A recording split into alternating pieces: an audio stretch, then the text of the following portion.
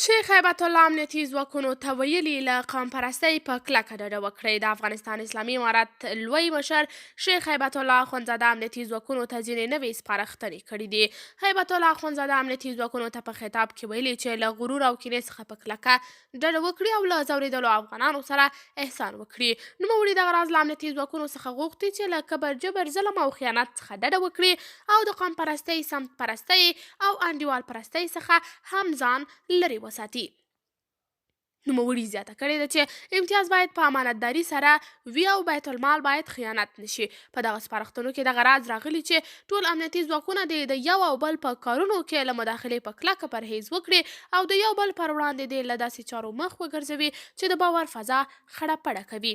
قدرمنو لیدونکو، تاسې د دې موضوع په هکله څه نظر لرئ؟ نظریات ما سره په کمنټ کې شریک، ویډیو لایک او چینل هم در سره سبسکرایب کړئ.